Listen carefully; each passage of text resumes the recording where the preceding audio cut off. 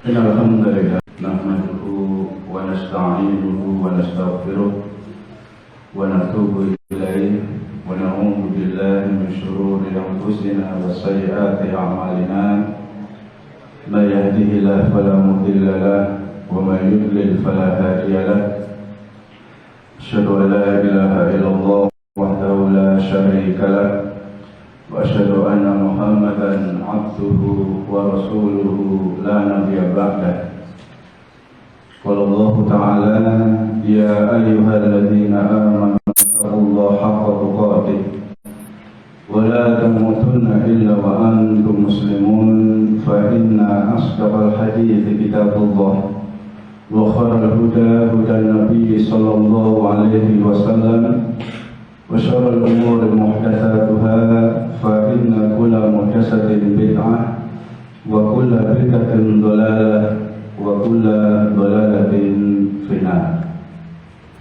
Masyarul muslimin muslimat, jamaah asatidzah, bapak-bapak, santri-santriku sekalian, rahimani wa rahimakumullah. Mudah-mudahan Allah senantiasa memberikan taufik, hidayah, istiqomah kepada kita semuanya. Amin.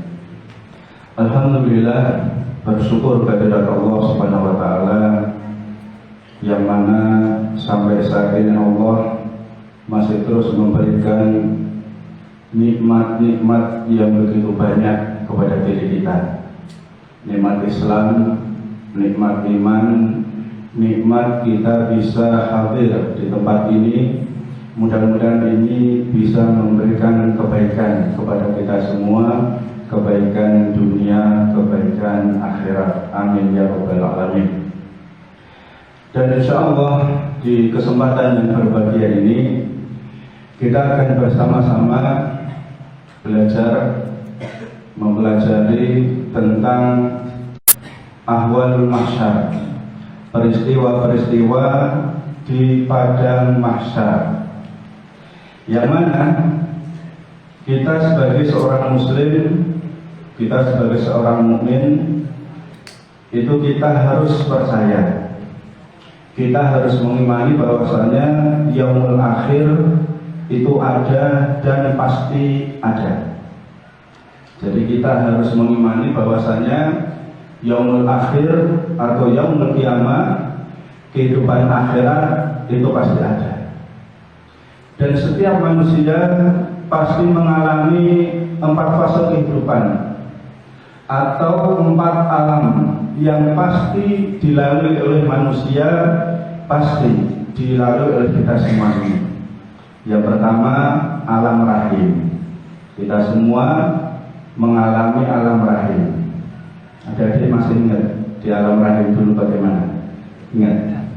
Oh, ada yang mantuk-mantuk. Ya, alam rahim pasti kita melalui. Kemudian yang kedua, yang saat ini kita ada di dalamnya adalah alam dunia. Kemudian setelah ini nanti pasti kita akan mengalami alam yang ketiga, yaitu alam barzakh atau biasa kita sebut dengan alam kubur. Karena hampir semua manusia matinya itu dikubur. Yang nggak ada mati dibuang di laut itu kan nggak ada. Kemudian yang keempat, alam akhirat. Alam akhirat. Nah, yang akan kita bahas nanti adalah alam keempat, yaitu alam akhirat.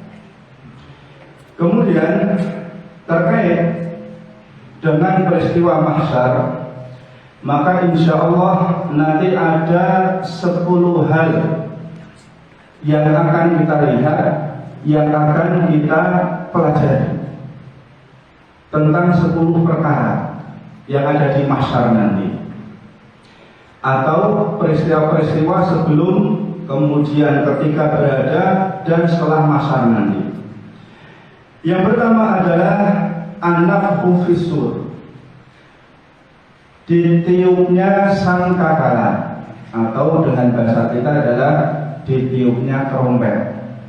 Ya, ditiup sangkakala atau ditiupnya trompet.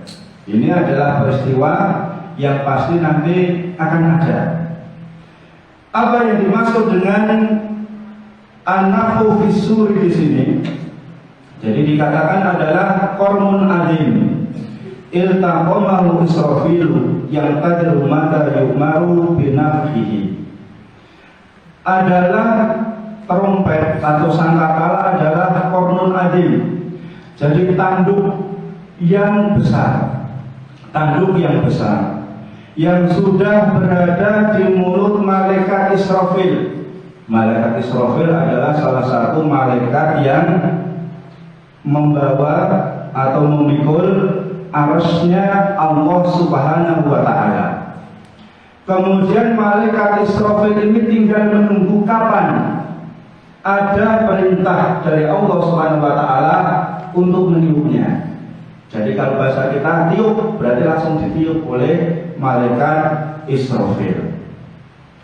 Kemudian tentang nafkhah atau tentang tiupan ini ada 2 kali tiupan. Yang pertama adalah nafkhatul faza.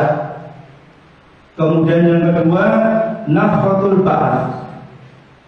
Jadi maksud dengan nafkhatul faza adalah tiupan yang membuat manusia itu terkejut.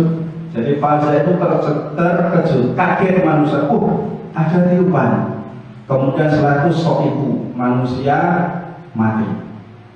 Ya, berarti di sini tiupan pertama adalah tiupan yang membuat semua makhluk hidup itu mati. Tidak ada yang hidup. Semua itu nanti akan mati. Kemudian dikisahkan dalam satu riwayat, yang pertama kali mendengar adalah seorang yang sedang memperbaiki tempat minum untanya. Dia mendengar, kemudian setelah itu terkejut, setelah itu lari, mati. Ya setelah itu mati, kemudian diikuti yang lainnya juga mati. Ini adalah nafkhah ula atau disebut dengan nafkhah faza. Terkejut membuat seorang atau semua orang itu mati. Kemudian dijelaskan bahwasanya jarak tiupan pertama dan tiupan kedua itu adalah dalam hadis disebutkan 40. Tapi memang tidak ada penjelasannya apakah ini 40 hari atau 40 bulan atau 40 tahun, itu tidak ada penjelasannya. Yang jelas adalah 40 seperti itu penjelasan dalam hadis. Kemudian setelah itu nafkhatul ba's, tiupan membuat manusia hidup kembali, bangkit kembali. Dijelaskan dalam hadis riwayat Abdullah bin Umar radhiyallahu anhu bahwasanya Rasulullah sallallahu alaihi wasallam bersabda, "Tsumma yunfakhu fis-sur." Kemudian ditiup sangkakala. Fala yasma'u ahadun illa asgha laitan aw rafa'a laitan. Kemudian tidaklah mendengar seorang pun kecuali dia akan mendengar dengan penuh perhatian. Tsumma la yaqa'u ahadun illa sa'iqa. Kemudian tidak akan tersisa seorang pun kecuali semua pasti mati. Tsumma yanzilullah matara. Kemudian Allah turunkan hujan. Disebutkan di sini ka'annahu tal audil, hujan rintik-rintik atau hujan gerimis. Fatan butuh minhu adsadun nas. Kemudian manusia yang sudah mati itu bangkit kembali. Dan orang-orang yang sudah hancur lebur karena matinya sudah sejak zaman awal, itu mereka hidup kembali, tumbuh kembali sebagaimana tumbuhnya sayuran atau tumbuhnya jamur di musim hujan. Tumbuh kembali mereka, padahal mereka sudah hancur, sudah jadi tanah. Dan dijelaskan oleh Rasulullah SAW bahwasanya semua itu akan hancur kecuali ada satu tulang yang itu tidak bisa hancur, yaitu tulang apa? Sulbi atau tulang ekor. Ya, dari situ manusia ditumbuhkan, kemudian diwujudkan, kemudian dihidupkan kembali menjadi manusia. Kemudian mereka bangkit. Kemudian mereka menunggu apa yang diperintahkan oleh Allah Subhanahu wa Ta'ala. Jadi ini adalah tentang nafkhah.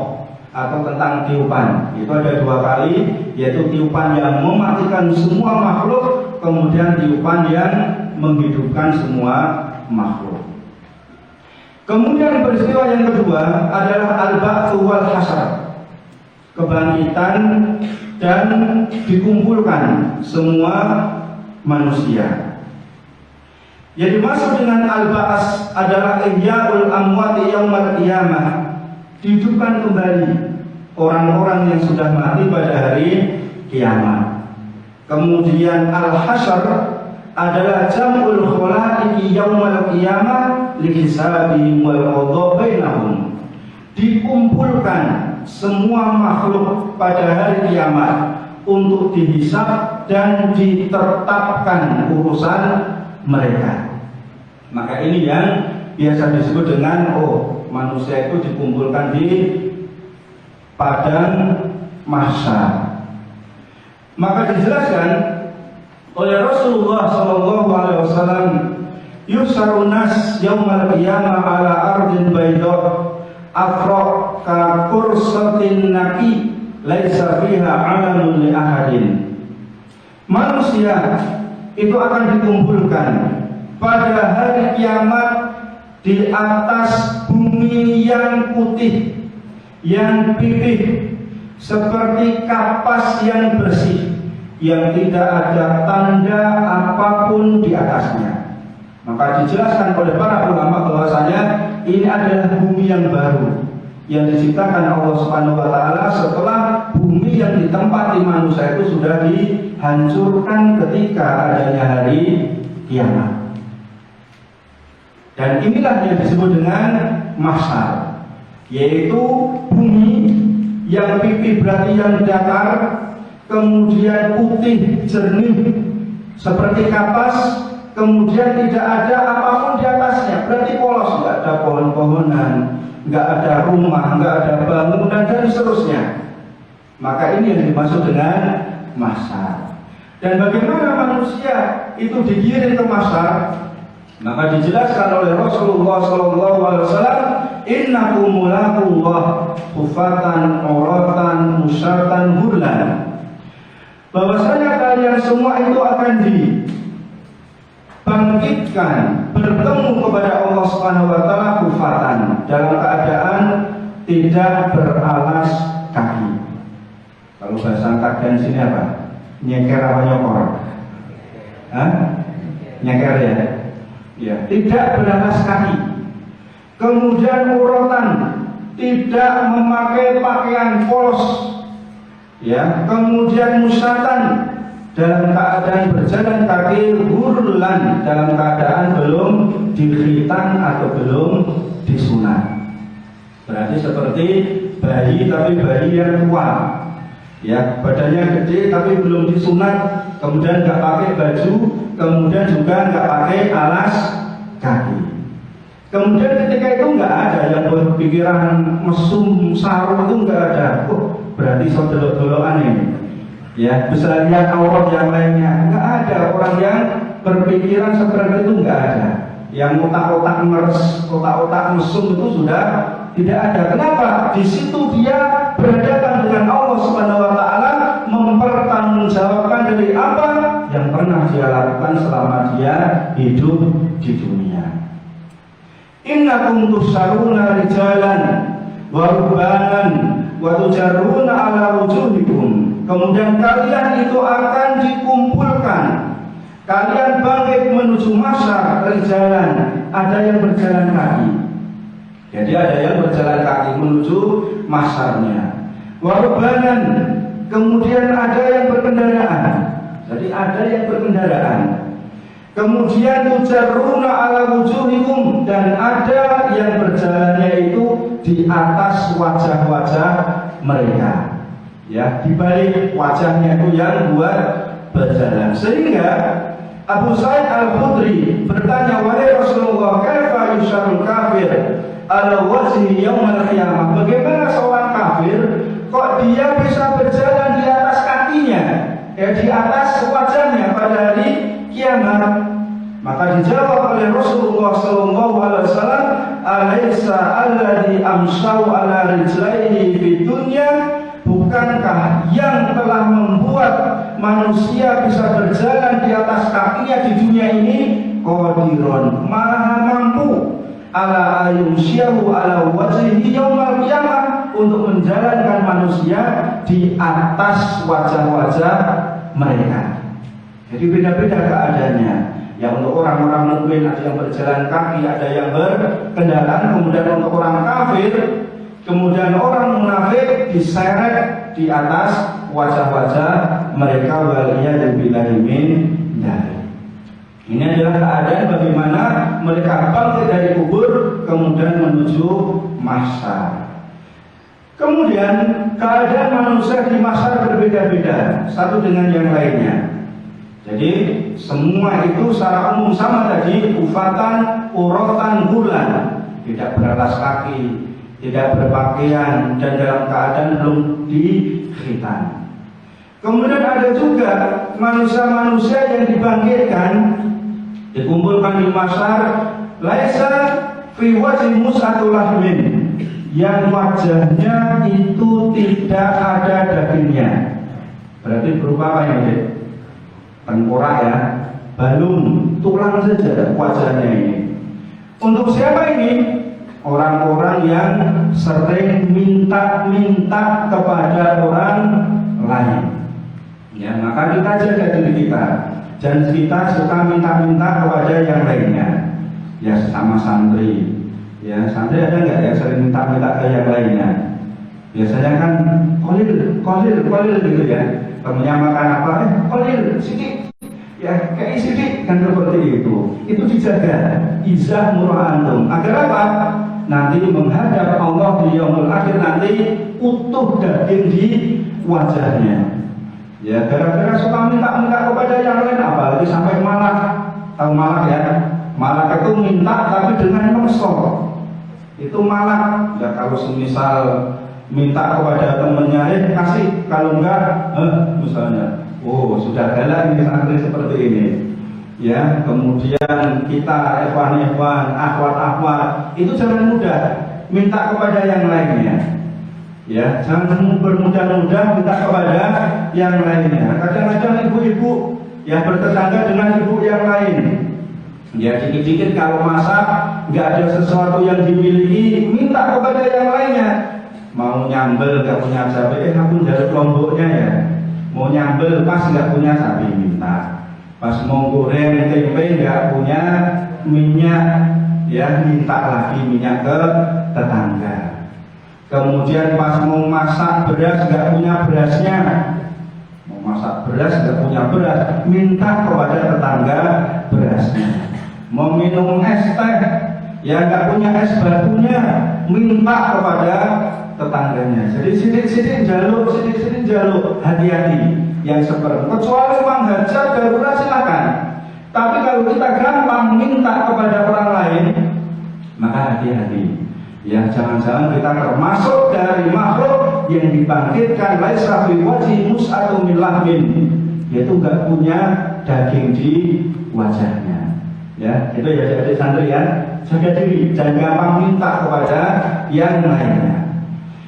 Kemudian ada juga yang dibangkitkan karena melihat seperti semut, wujudnya manusia tapi badannya kerdil seperti semut.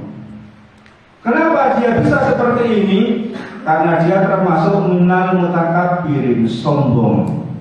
Ya sombong, karena kita punya pangkat, kedudukan di masyarakat, sombong. Ya minta maaf jadi Pak RT aja, wah jalannya sudah lain. Ya kalau jalannya ke depan, dia ke belakang mundur. Ya lain. Ya jadi Pak Kadus, wah sombong. Jadi Pak Lurah, sombong. Kaya, sombong. Pinter, sombong. Anaknya pinter-pinter, sombong dia. Anakmu pinter-pinter, lah bapaknya pinter kok. Nah kadang-kadang kita seperti itu. Tapi kalau anakmu bodoh-bodoh, nggak tahu ini turunan mbahnya kayaknya, nggak diakui sama dia. Nek bodoh nggak diakui, tapi kalau pinter, bapaknya kan pinter, ibu kan pinter.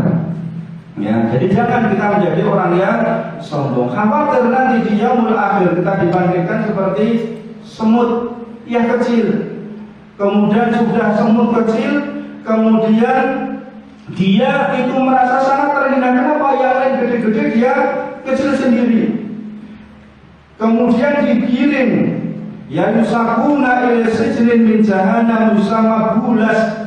Kemudian dia digiring untuk menuju penjara yang ada di jahanam. Penjara namanya bulas. Ya, jadi manusia-manusia kerdil ini digiring ke penjara yang bernama bulas. Kemudian dikasih minum yang terbuat dari usarati ahli nar, perasan dari keringat, dari darah, nanah dari penduduk neraka naudzubillahi min dzalik, yang bernama tinatil khobar. Ya, maka kita harus hati-hati. Ya, adik-adik santri di sini kan ada yang pintar di sini ya. Ya, jangan sombong. Ya, yang cepat menghafal juga jangan sombong. Ya, yang pintar aja nggak boleh sombong, apalagi yang tidak pintar. Ya, kadang yang nggak pintar aku ngatain temanku, bodoh kamu.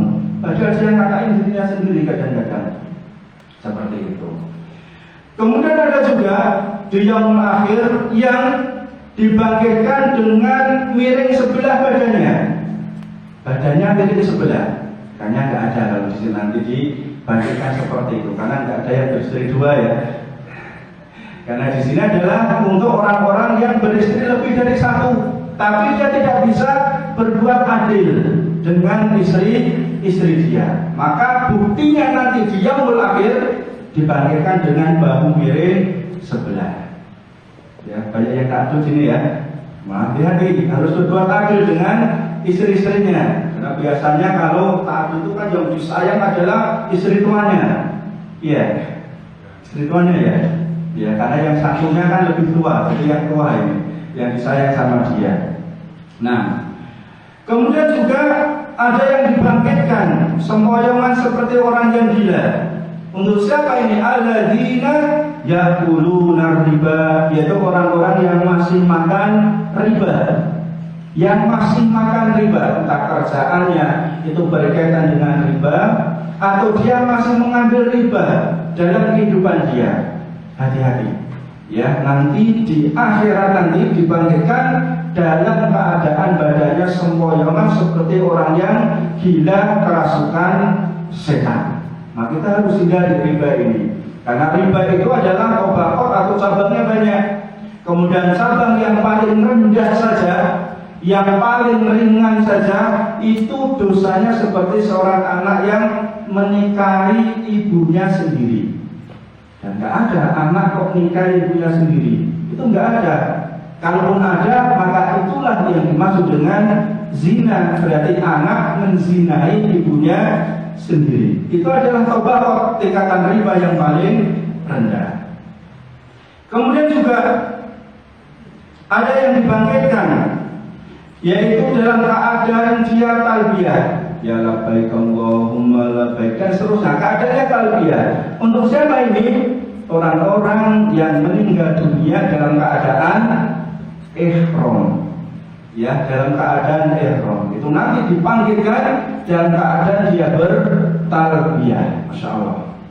Kemudian ada juga dibangkitkan, yaitu dia diberi pakaian min qatiran, yaitu dari apa itu aspal. Ya, diberi pakaian dari aspal. Kemudian dikasih baju terbuat dari jarab, yaitu penyakit gatal. Untuk siapa ini? Anak ihat, yaitu wanita-wanita yang dia itu meratap ketika ditinggal oleh suaminya atau keluarganya, yaitu ditinggal mati oleh suaminya. Ya, dia itu meratap. Kalau menangis wajar, boleh silakan.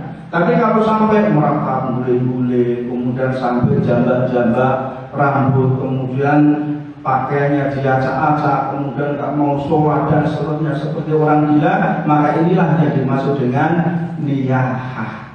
Ya, dihindari. Ya, seperti ini. Kemudian juga di masa nanti matahari didekatkan. Ya, sudah mafhum ini ya, didekatkan sampai 1 mil, dekat sekali.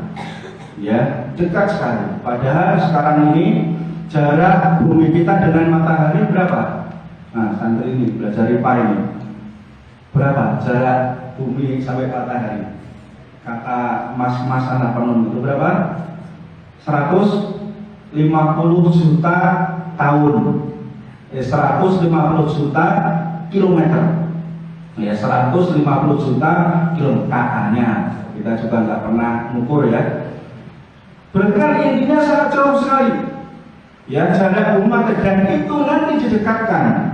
Ya, didekatkan dengan manusia sehingga manusia itu akan banjir peluh, banjir keringat. Ada yang keringat itu sampai mata kakinya, sampai lututnya, sampai pinggangnya, kemudian sampai lehernya. Bahkan ada yang tenggelam dengan keringatnya sendiri. Tapi itu nanti berkaitan dengan amal masing-masing manusia. Dan ketika itu memang masyarakat sangat mencekam sekali. Kenapa? Lebih mencekam, neraka jahanam didatangkan. Ya, neraka jahanam itu didatangkan. Sebagaimana dijelaskan Rasulullah SAW, yu'ta bi jahannam yawma idzin sab'una alfa zaman. Bahwasanya neraka jahanam itu didatangkan dan memiliki 70.000 tali kendali. Jadi ada 70.000 tali. Ma'akul zamamin sab'una alfa malakin yajurrunaha. Setiap tali itu ditarik oleh 70.000 malaikat. Jadi tadi ada berapa tali? 70.000 tali. Setiap tali itu ditarik oleh 70.000 malaikat. Berarti berapa jumlah malaikat yang menarik neraka? Nah, yang matematika sekarang jatahnya ini jawab. 4,9 miliar. Benar nggak? Bener lah, saya sudah hitung kok. 4,9 miliar malaikat yang menarik neraka jahanam ini. Maka kalau dikatakan berapa jumlah malaikat? 10. Ini kasih tebih maksudnya 10 itu. Ya, ini malaikat yang narik neraka saja 4,9 miliar. Belum ketika Nabi Isra Mi'raj diperlihatkan di Sidratul Muntaha sana, di Baitul Ma'mur, itu malaikat itu beribadah keluar masuk tiap hari. Itu 70.000 malaikat beribadah di Baitul Ma'mur, keluar ya, esoknya keluar, kemudian ganti 70.000 malaikat yang lain, esoknya lagi keluar, ganti 70.000 malaikat yang lain, begitu seterusnya. Berarti jumlah malaikat memang tidak terhingga, tidak bisa dihitung ya. Jadi ini terkait dengan keadaan yang ada di mahsyar. Kemudian yang nomor 3 adalah terkait dengan syafaat. Jadi bahwasanya di mahsyar itu sangat dibutuhkan sekali adanya syafaat. Apa artinya syafaat? At-tawassul lil ghairi li jalbi manfaatin aw dafi madaratin. Adalah perantara yang diharapkan bisa mendatangkan manfaat atau bisa menolak madarat. Ya, jadi syafaat itu memang sangat dibutuhkan. Bantuan pertolongan itu sangat dibutuhkan di masa nanti. Maka diantaranya adalah adanya syafaat khassah bin Nabi Sallallahu Alaihi Wasallam, syafaat yang khusus dimiliki oleh Rasulullah Sallallahu Alaihi Wasallam, yaitu syafaatul udma, syafaat udma, syafaat yang agung yang diberikan oleh Nabi Sallallahu Alaihi Wasallam kepada makhluk awal, umat awal sampai umat akhir. Ya, ketika mereka berbondong-bondong karena payahnya keadaan masa ketika itu, maka mereka datang kepada Nabi Adam alaihissalam menyatakan kepayahan mereka. Nabi Adam uzur, tidak bisa memberikan syafaat. Kemudian Nabi Nuh alaihissalam tidak bisa memberikan syafaat. Nabi Ibrahim alaihissalam tidak bisa memberikan syafaat. Nabi Musa tidak bisa. Nabi Isa tidak bisa. Akhirnya mereka datang kepada Nabi Muhammad Sallallahu Alaihi Wasallam. Kemudian Nabi bisa memberikan syafaat kepada mereka biidznillah, dengan izin dari Allah Subhanahu wa Ta'ala. Kemudian syafaat Nabi yang lain, syafaat umum adalah syafaat fi man dakhala nar minal mu'minin, yakni ahli kabair an yukhraju minha, adalah syafaat Nabi Shallallahu Alaihi Wasallam kepada orang-orang mukmin, karena mereka pelaku dosa-dosa besar, mereka dimasukkan ke dalam neraka, kemudian bisa dikeluarkan dari neraka walaupun tubuhnya sudah menjadi arang, ya sudah menjadi arang, tapi dengan syafaat Nabi Shallallahu Alaihi Wasallam mereka bisa, ya dikeluarkan dari neraka, kemudian dibersihkan di Nahrul Hayat, kemudian pulih menjadi manusia kembali. Ini syafaat Nabi Muhammad Shallallahu Alaihi Wasallam di yaumul akhir nanti. Nah, terkadang kalau kita lihat, ya beberapa pembawa acara MC mengatakan mudah-mudahan kita yang hadir di sini bisa mendapatkan syafaat Nabi Muhammad SAW, syafaat di dunia, syafaat di akhirat. Maka yang perlu digarisbawahi adalah syafaat di dunia. Nah, ketika Nabi Muhammad SAW masih hidup, bisa beliau memberikan syafaat. Tapi ketika Nabi Muhammad SAW telah tiada, maka tidak bisa memberikan syafaat kepada orang yang hidup lagi. Tapi nanti yang kita harapkan adalah syafaat Nabi Muhammad SAW ketika di yaumil akhir. Maka Nabi akan bisa memberikan syafaat kepada diri kita semuanya. Amin. Kemudian syafaat lain minal anbiya, jadi nabi-nabi lain itu bisa memberikan syafaat. Malaikat itu juga bisa memberikan syafaat. Al-mu'minun, orang-orang mukmin itu bisa memberikan syafaat kepada mukmin yang lainnya. Maka masya Allah, orang-orang mukmin ini memang betul-betul dipersaudarakan oleh Allah Subhanahu Wa Taala. Di dunia dipersaudarakan, di akhirat juga dipersaudarakan. Maka kita yang sering bermuamalah, bergaul, ngaji bareng dengan orang-orang mukmin, ya satu dengan yang lain, nanti di akhirat kita akan bisa melihat teman-teman kita ketika kita berada di dunia. Dan kita juga mungkin nggak melihat kok si fulan nggak ada di surga ini, si fulan nggak ada. Maka itu butuh syafaat dari kita semuanya, butuh dari syafaat mukmin yang lainnya. Ya, kita bisa memberikan syafaat tentunya biidznillah ta'ala dengan izin dari Allah Subhanahu Wa Taala. Kemudian anak-anak kita, ya ketika berkuburan, ya itu juga bayi itu juga bisa memberikan syafaat kepada orang tuanya. Anak perempuan ketika dididik dengan baik sampai dia dewasa, kemudian menjadi anak yang solehah, juga bisa memberikan syafaat kepada orang tuanya. Sebagaimana kisah Aisyah yang didatangi oleh seorang wanita pengemis, kemudian kanan kirinya ada anak-anak, ya pengemis perempuan memiliki dua anak perempuan di kanan kirinya. Kemudian ketika itu Aisyah memiliki kurma hanya 3 biji saja. Bayangkan, istri Nabi kurma di rumah hanya berapa? 3 biji saja. Kalau antum berapa Pak di rumah Ramadan? 3 kilo ya paling enggak ya, atau 3 kantong. Ya 3 biji saja. Kemudian sama Aisyah dikasihkan 1 anaknya, 1 ibunya, 1 anaknya. Kemudian anaknya yang di kanan makan, yang kiri makan. Ibunya ikut makan enggak? Nah, dijawab, ibunya ikut makan enggak? Enggak, kalau ibu itu enggak. Kalau bapak kira-kira, kamu sudah dapat loh ya. Kamu juga sudah dapat. Ini untuk bapak. Sudah dapat satu. Ini jatahnya bapak ini. Ikut makan, itu kalau bapak.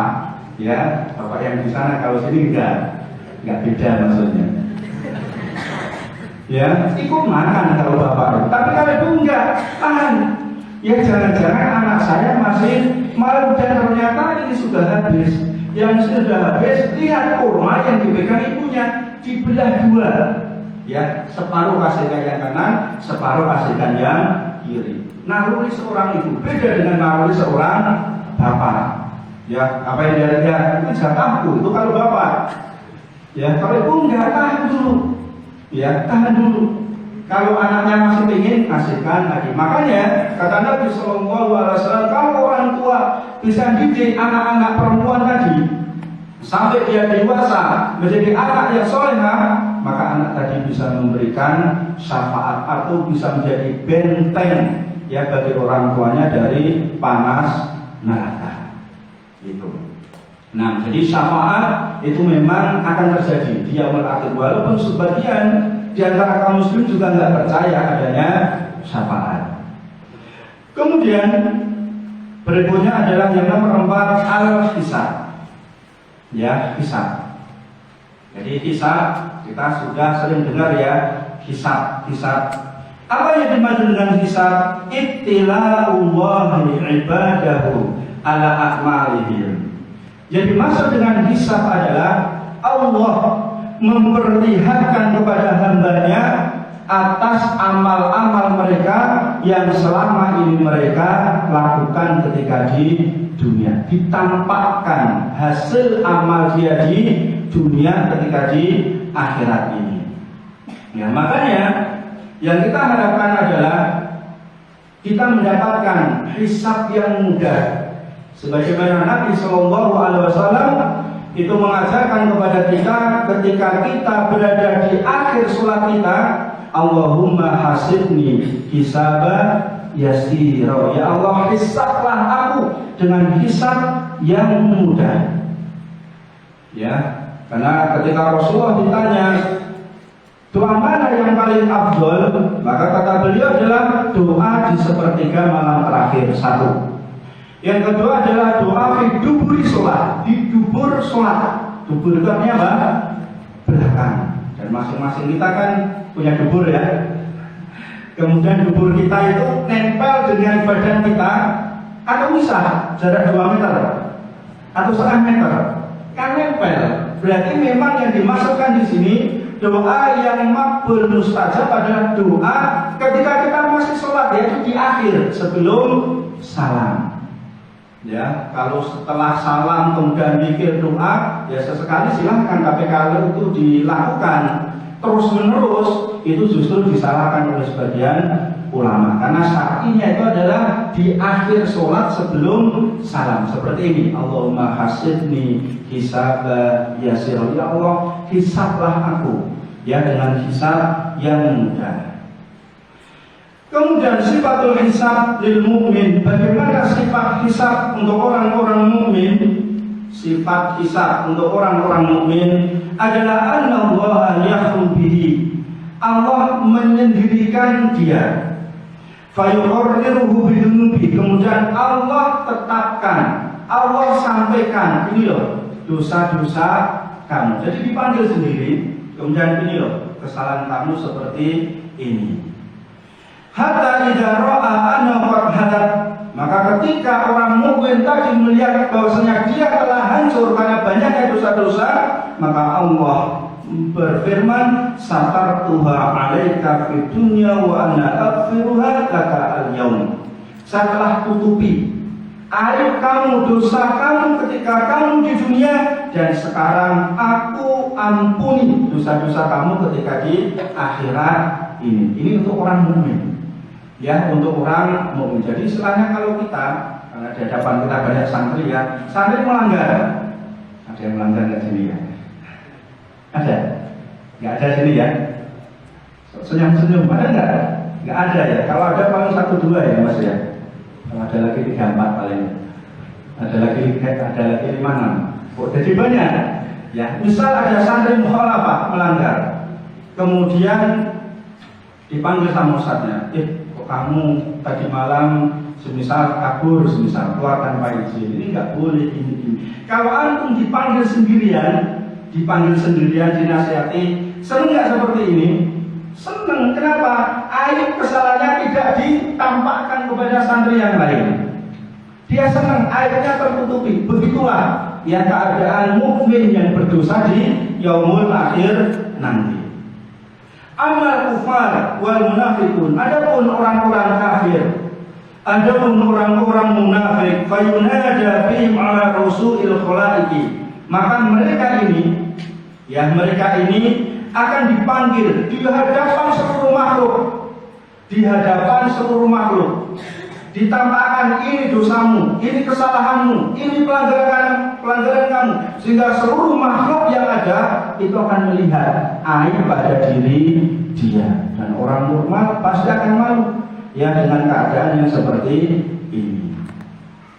Kemudian al-hisab amul jami'in nas, hisab itu umum untuk seluruh manusia mendapatkan hisab dari Allah Subhanahu wa taala, illa man istatnahu an-nabi sallallahu alaihi wasallam, kecuali yang dikecualikan oleh Nabi sallallahu alaihi wasallam. Di antaranya adalah sab'una alfan min hadhil ummah, 70.000 dari umat Nabi sallallahu alaihi wasallam yadkhuluna al-jannah bi ghairi hisabin wala adab. Yang mereka itu masuk surga tanpa hisab, tanpa adab. Dan kita termasuk di dalamnya. Amin. Tetapi 70.000 umat ini itu mereka memiliki ciri, bukan semuanya juga. Ada ciri, ada syarat. Di antaranya adalah la yastakun, yang mereka tidak meminta diruqyah oleh orang lain. Misal dia merasa terganggu oleh jin atau yang lainnya, ya kemudian dia datang kepada orang merasa diruqyah ini, maka batal orang yang seperti ini untuk masuk ke dalam 70.000 tadi. Kalau boleh aja minta ruqyah boleh, tapi batal dia menjadi bagian dari 70.000 umat ini nanti. Ya. Kemudian la yatatayyarun, orang-orang yang tidak pernah bertatayur. Apa itu tatayur? Adalah menganggap sial karena sesuatu. Ya bisa karena binatang, dia menganggap sial. Ya misalnya apa ini? Nabrak kucing. Nggak tahu kalau daerah sini nabrak kucing sial nggak? Ya kalau daerah sana nabrak kucing itu dianggap sial. Berarti untuk menghilangi kesialan itu kucingnya itu harus dikubur dengan dikasih kain kafan dari apa? Baju yang dia pakai nabrak. Ya copot buat kafan. Kalau enggak dia akan sial. Berarti dia tatayur, menganggap sial karena nabrak kucing. Ya sial karena kejatuhan cicak misalnya. Kejatuhan cicak itu juga dianggap sial. Ya kemudian untuk menghilangkan kesialan itu cicaknya dipegang, diambil, tangkap, kemudian dirobek mulutnya. Itu kalau daerah saya di Salatiga gitu. Ya, sini enggak Pak ya. Robek mulutnya. Nah repotnya kalau pas kejatuhan cicak, istrinya pas hamil. Itu bingung dia nanti mau dirobek. Kalau nggak dirobek mulutnya dia kena sial, kalau dirobek jangan nanti anaknya bisa mirip cecak.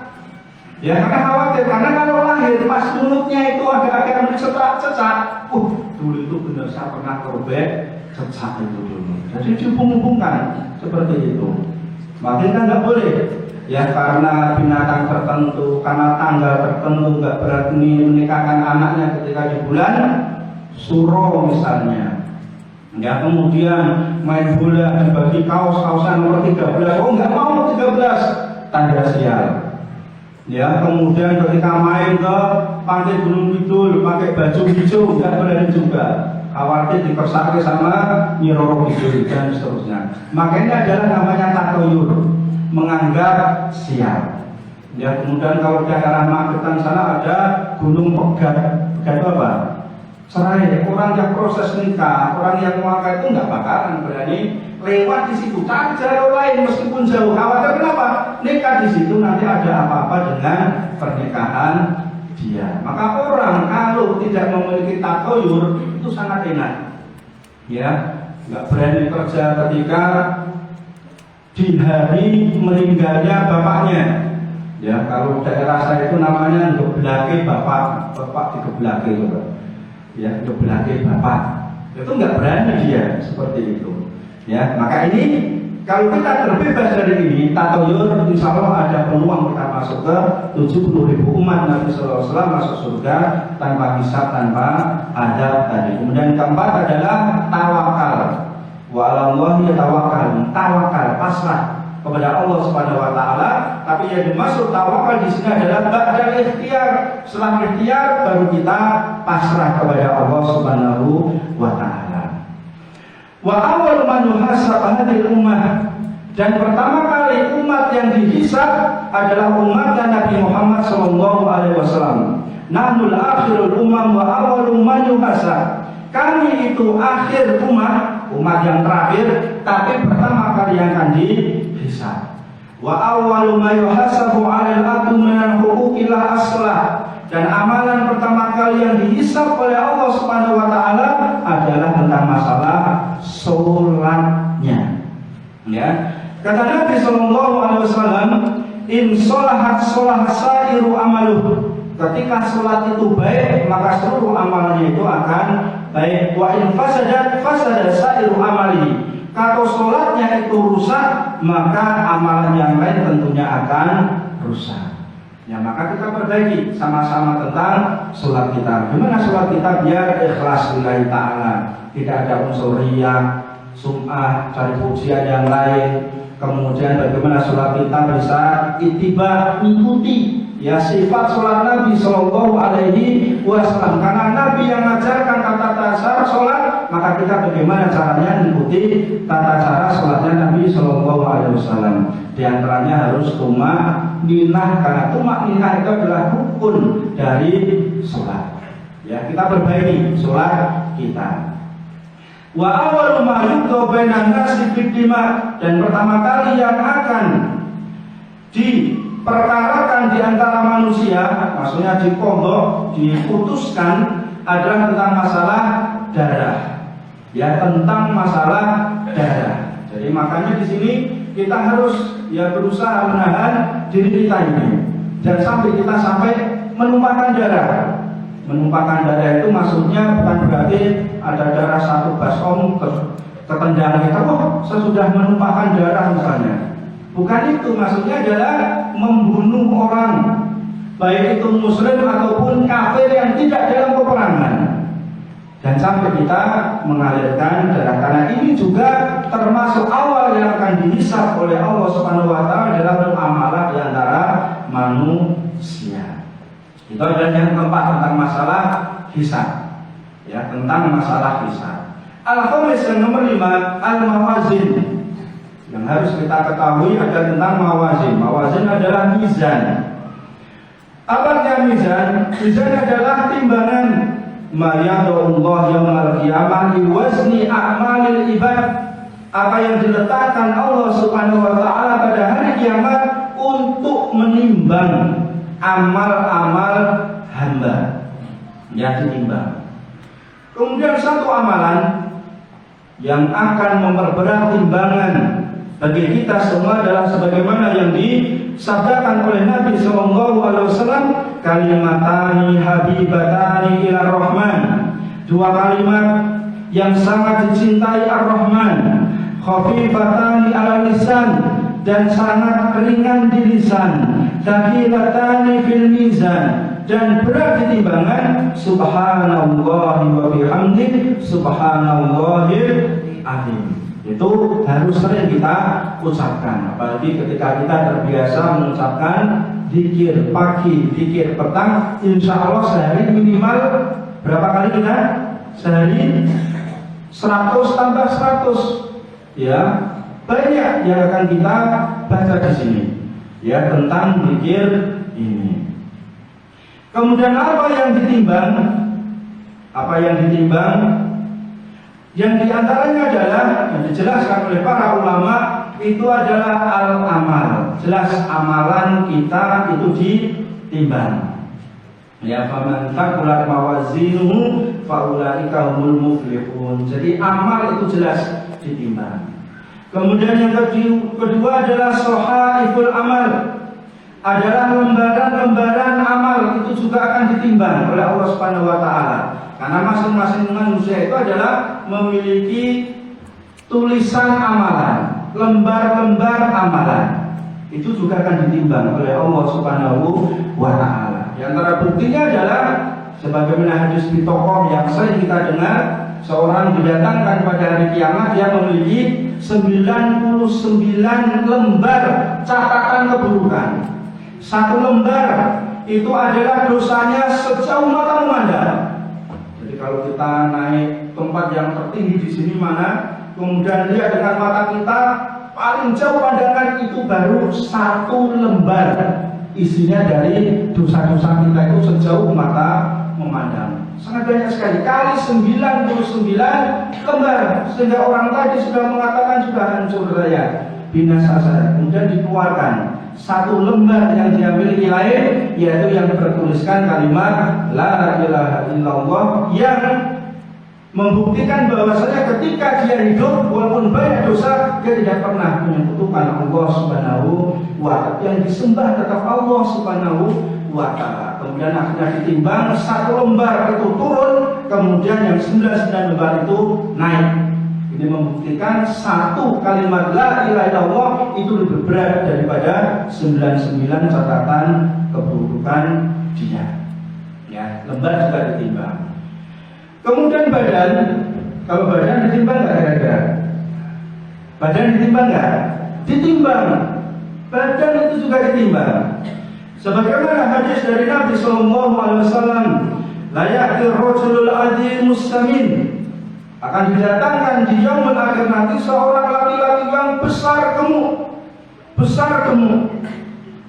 La yazinu 'inda Allah janaha ba'udah, tetapi ketika ditimbang beratnya tidak bisa melebihi satu sayap seekor nyamuk. Ya, berarti ringan sekali. Berarti aku nggak malah jadi orang gemuk tapi enteng timbangannya. Tapi ini kembali semuanya adalah di amal kita masing-masing.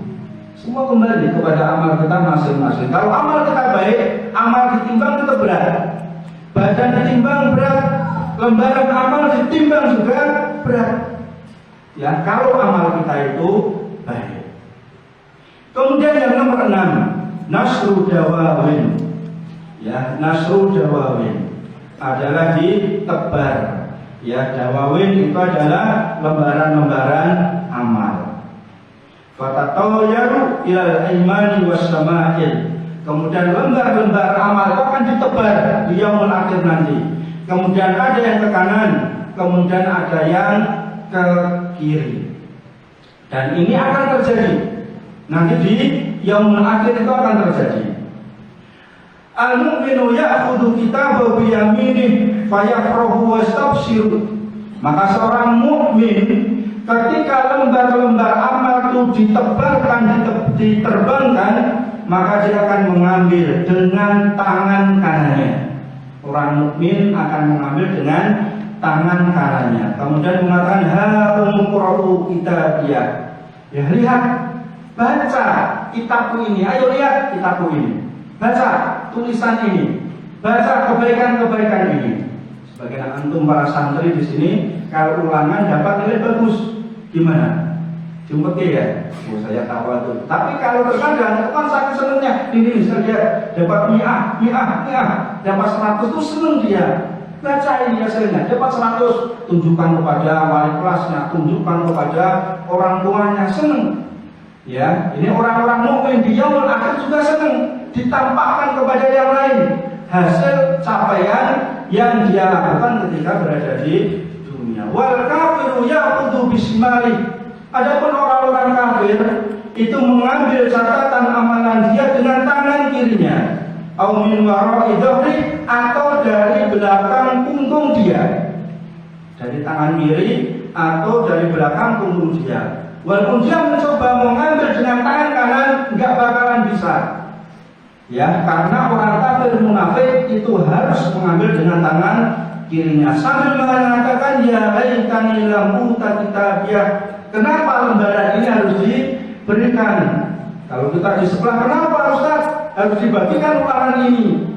Hasilnya jelek, ya malu dibagikan. Ya Ustaz, ya mungkin untuk bungkus apalah, tempe atau bungkus gorengannya seperti itu.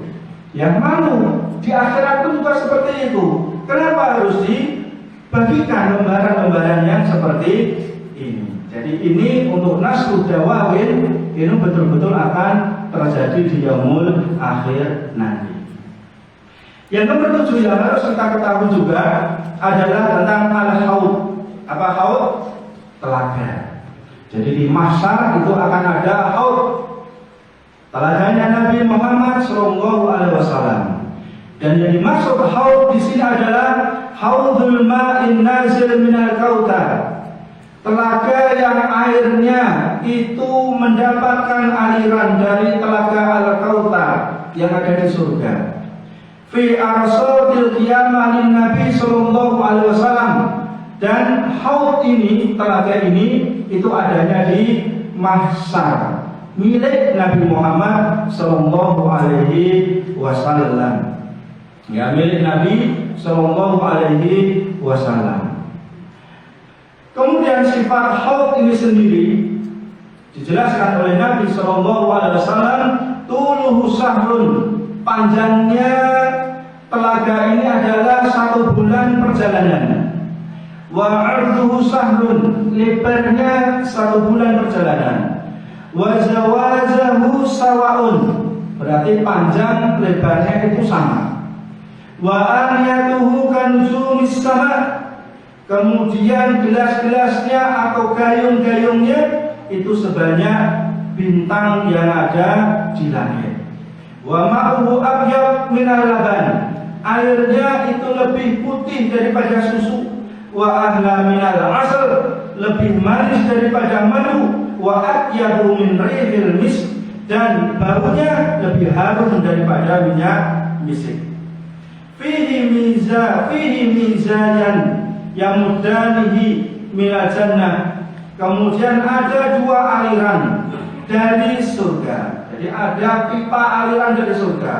Ahaduhuma min dzahab wa tsani min fiddah, yang satu itu terbuat dari emas, yang satu terbuat dari perak. Yaitu al-mu'minuna min ummatin Nabi sallallahu alaihi wasallam, yang bisa mendatangi telaga ini adalah orang-orang mukmin umatnya Nabi Muhammad sallallahu alaihi wasallam. Wa man yashrabu min syurbatan lam yadma badaha abadan, barang siapa yang minum 1 teguk saja, maka dia tidak akan merasakan haus selamanya. Jadi nanti di mahsyar itu ada telaganya Nabi Muhammad SAW, dan yang bisa mendatangi, yang bisa minum adalah orang-orang mukmin saja. Orang-orang musyrik, orang-orang munafik, orang-orang kafir walaupun itu umatnya Nabi, maka itu tidak bisa mendatangi dari haudnya Nabi SAW. Dan di situ dijaga oleh para malaikat. Banyak orang berdetak pengen minum, ditahan, dihadir oleh malaikat. Kemudian Nabi mengatakan, umati, umati, wahai malaikat, itu adalah umatku, itu umatku, jangan kamu hadir, jangan kamu usir. Kemudian kata penjaga, wahai Nabi, engkau tidak tahu apa yang mereka lakukan setelah engkau meninggal dunia. Mereka mengaku umatmu, tapi mereka menambah-nambah ajaranmu. Mereka melakukan syariat bukan dari syariatmu, maka mereka tidak berhak untuk minum dari telaga haud milik Nabi Sallallahu Alaihi Wasallam ini. Wa huwa mawjud al-an, dan telaga itu sudah diciptakan oleh Allah Subhanahu wa Ta'ala. Kata Nabi, wa inni wallahi la anzuru ila qaudi al-an, wallahi demi Allah, saya sudah bisa melihat telagaku sekarang ini. Ya, seperti itu. Kemudian berikutnya yang nomor 8. Yang nomor 8, as-sirat, tentang sirat. Ya, tentang sirat. Jadi maksud dengan sirat di sini adalah al-jisrul mamdud ala jahannam liya'budun nasu alaihi al-jannah, jembatan yang memanjang di atas jahanam agar manusia itu bisa menyeberanginya, kemudian menuju jannah, surganya Allah Subhanahu wa Ta'ala. Berdasarkan ayat dari surat Maryam ayat 71, wa in minkum illa wariduha, dan setiap kalian tidak lain pasti akan mendatanginya. Maka ditafsirkan oleh para ulama bahwasanya yang didatangi ini adalah seperti tafsiran Abdullah bin Mas'ud radhiyallahu anhu adalah al-murur ala sirat, melewati jembatan sirat. Ya, karena setiap manusia pasti akan melewatinya. Bagaimana sifat dari sirat ini? Nabi Shallallahu Alaihi Wasallam pernah ditanya bagaimana sifat dari sirat. Madhadah mazilah, licin menggelincirkan. Alaiha khatatif wa kalalib, di atasnya itu ada besi-besi pengait yang gantoli orang yang lewat. Ya, kemudian dijelaskan dalam hadis lain, annahu adaku minasyai, besarnya itu lebih lembut daripada rambut, wa ahaddu man minasayfi, kemudian lebih tajam daripada pedang, lebih panas daripada api. Ini adalah sifat dari sirat. Ya, sifat dari sirat yang dijelaskan oleh Nabi Sallallahu Alaihi Wasallam. Wala yaqulu sirat ila mu'minun. Kembali dijelaskan di sini, tidak ada yang bisa melewati sirat kecuali adalah orang-orang mukmin. Orang-orang mukmin itu yang bisa melalui sirat ini. Kator fil ain, ada yang seperti kedipan mata, sekali kedip udah sampai ujung, susah sampai surga. Kalbarki, ada yang seperti kilat, ketek sudah sampai. Ya, karli, ada yang seperti angin, sampai. Katoi, ada yang seperti burung, sampai juga. Ka'ajawi fil khairi, seperti kuda yang berlari kencang, sampai di penghujung. Wanajil musallam, semua itu diselamatkan oleh Allah Subhanahu wa taala, bisa sampai ke ujung sirat. Wa mahdusun mursal, ada juga orang yang tertati-tati, terpleset tapi selamat. Ya, mudah-mudahan minimal kita yang ini. Ini sudah masya Allah luar biasa, walaupun tertati-tati nggak apa-apa, yang penting bisa diselamatkan oleh Allah Subhanahu wa taala, tidak terlempar dari situ, tidak masuk kepada jahanam. Wa mahdusun fi jahannam, dan ada juga orang yang terpleset, terlempar masuk ke jahanam, naudzubillahi min dzalik. Jadi keadaan seperti itu. Hatta yamuru akhiruhum yasabu sahban, sampai ada orang yang merangkak. Ya, sampai merangkak, tapi bisa selamat. Wa awalu man ya'turu as-sirat minal anbiya Muhammad sallallahu alaihi wasallam, dan orang pertama kali yang bisa melewati sirat adalah Nabi sallallahu alaihi wasallam, dan awal dari umat yang melewati sirat adalah umatnya Nabi Muhammad sallallahu alaihi wasallam. Ini adalah keadaan sirat. Ya, jadi bukan dibayar seperti jembatan yang luas kemudian kita enak ke sana.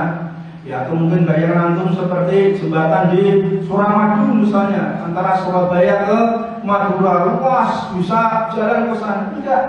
Tadi sudah disifatkan begitu ngerinya sirat itu, dan hanya orang-orang mukmin yang bisa melewati sirat. Mudah-mudahan kita termasuk di dalamnya. Amin.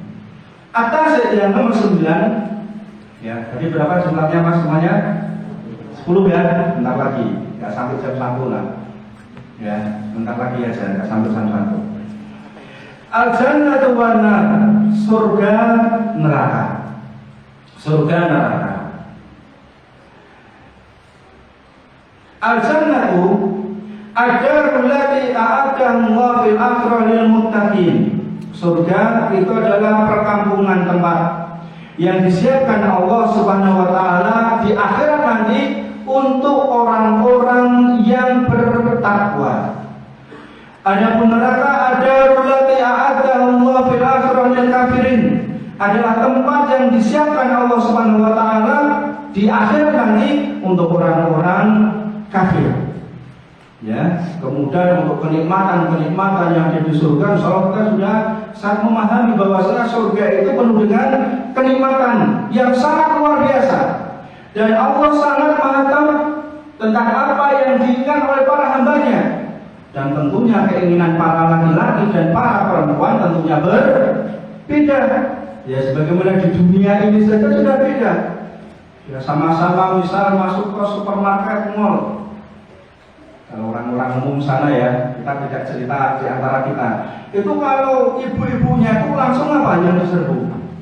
Tentang barang-barang, wah ini murah. Kemudian ini wah beli 2 dapat 3. Ini potongannya 50% plus 20% plus 50%. Ya, plus sekian persen lagi, senang, wah ini kualitas baru, bantai harga, dan setelah senang buat barang seperti itu yang murah-murah. Makanya di surga disisikan Allah Subhanahu wa taala di antaranya adalah perhiasan emas, perak, piring, gelas terbuat dari emas, terbuat dari perak, kemudian lantai, kemudian sofa, kemudian rumah yang indah dan seterusnya. Kemudian kesenangan bapak-bapak, ya laki-laki lain, apa kesenangannya? Apa kesenangannya? Dijawab dengan senyuman saja ya. Bidadari. Ya, maka Allah sediakan bidadari masuk mall itu. Kalau pernah keluar sana itu masuk mall itu jarang laki-laki yang bilang barangnya murah nggak ada. Ya, kasirnya dulu dilihat, kemudian mungkin dari SPG-nya dilihat dulu. Jadi nggak tersibukkan dengan barang-barang tadi. Karena fitrah laki-laki sama perempuan itu tentunya berbeda. Disediakan ya bidadari oleh Allah Subhanahu wa taala. Dan masih banyak ya kenikmatan yang Allah berikan bagi hamba-hambanya yang beriman. Ya, kemudian yang terakhir yang nomor 10 adalah dzabhul maut. Yang kita pahami adalah tentang disembelihnya maut atau kematian. Disembelihnya maut atau kematian. Al-mautu zawalul hayati. Jadi maksud dengan maut, kematian adalah hilangnya kehidupan. Maut itu adalah hilangnya kehidupan. Wa kullu nafsin dha'iqatul maut, setiap jiwa pasti mati. Ya, setiap jiwa itu pasti mati. Dan kita semua itu kan ngantri mati kita. Maka salah seorang ulama ketika tanya kepada muridnya, umurmu berapa? 55 wahai saya. Berarti kamu ngantri matinya itu sudah 55 tahun. Ya, kan tinggal nunggu saja. Kalau Pak D. Sambo divonis mati, kemudian eksekusinya kapan? 10 tahun lagi. Kalau kita kan juga sama sebetulnya, divonis mati, ada yang divonis hidup ini. Gak ada, kita itu semua divonis mati, pasti mati. Cuma eksekusinya kita juga nggak tahu kapan eksekusi mati kita. Tapi kita yakini di sini setiap manusia itu pasti akan mati. Ya pasti akan mati. Pasti akan mati. Kemudian wa amrun maknawiyyun ghairu mahsusin bi ru'yah. Adapun maut, kematian itu adalah sesuatu yang tidak bisa dilihat. Ya, tidak bisa dilihat, tidak bisa diraba. Karena ini adalah sebuah maknawi. Walakin Allah Ta'ala yaj'alu syai'an mar'iyan mujassaman. Tetapi di yaumul akhir nanti Allah akan menjadikan maut itu sesuatu yang bisa dilihat, yang nampak, ada jisimnya, ada tubuhnya. Wa yudbahu bainal jannati wan nar, dan akan disembelih yaitu di antara surga dan neraka. Ya, di antara surga dan neraka. Sebagaimana dijelaskan oleh Nabi sallallahu alaihi wasallam, yu'ta bil mauti ka hayati kabsin amlah. Maka maut di yaumul akhir nanti, di akhirat nanti akan didatangkan seperti gibas atau seperti domba yang bertanduk. Ya, seperti domba yang bertanduk. Kemudian diserukan kepada penduduk surga, karena ketika itu penduduk surga sudah masuk surga, penduduk neraka sudah masuk neraka. Maka diseru wahai ahli surga. Maka ahli surga pada melihat. Kemudian dikatakan hal ta'rifuna hadza, apakah kalian tahu ini? Kemudian mereka mengatakan hadzal maut, ya, itu adalah maut, itu adalah kematian. Kemudian semua penduduk surga itu bisa melihat maut. Kemudian dikatakan ya ahlan nar, wahai ahli neraka. Kemudian penduduk neraka itu pada melihat. Ya, kemudian dikatakan hal ta'rifuna hadza, apakah kalian tahu ini? Fayaqulun na'am hadzal maut. Penduduk neraka juga mengatakan ya tahu, ini adalah maut, ini adalah kematian. Wa kulluhum qad ra'ahu, semua bisa melihat maut tadi. Fayubah, kemudian setelah melihat semua maut tadi, kemudian maut tadi yang berupa domba bertanduk disembelih di antara surga dan neraka. Kemudian dikatakan ya ahlal jannah khuluda fala maut. Wahai penduduk surga, sekarang adanya adalah kekekalan, tidak ada kematian lagi. Wa bi ahli nar khulud fala maut. Wa ya ahlan nar, wahai penduduk neraka, sekarang ini adanya adalah kekal, kalian kekal di neraka, sudah tidak ada kematian lagi karena kematian sudah disembelih, sudah dimatikan oleh Allah Subhanahu wa taala. Jamaah yang dimuliakan Allah Subhanahu wa taala, masyaallah muslimin muslimat, bapak-bapak, ibu-ibu, ikhwan-ikhwan, adik-adik santri sekalian yang dirahmati Allah Subhanahu wa taala, demikian adalah ringkasan ya peristiwa-peristiwa tentang hari akhir. Jadi mudah-mudahan dengan sekilas yang kita pelajari, yang kita kaji di siang hari ini bisa mengingatkan kepada diri kita bahwasanya kita pasti akan menghadapi yang seperti itu. Pasti akan menghadapi seperti itu. Tinggal bagaimana kita mempersiapkan diri kita sebaik-baiknya, dan mudah-mudahan kita semua termasuk orang-orang yang diselamatkan oleh Allah Subhanahu wa taala. Kita termasuk mati dalam keadaan beriman di atas sunnahnya Rasulullah sallallahu alaihi wasallam. Amin ya rabbal alamin. Ini saja yang bisa kita sampaikan. Ada benar dari Allah Subhanahu wa taala, ada kekurangan dari diri saya pribadi. Wallahu a'lam bishawab. وذكر فإن الذكرى تنفع المؤمنين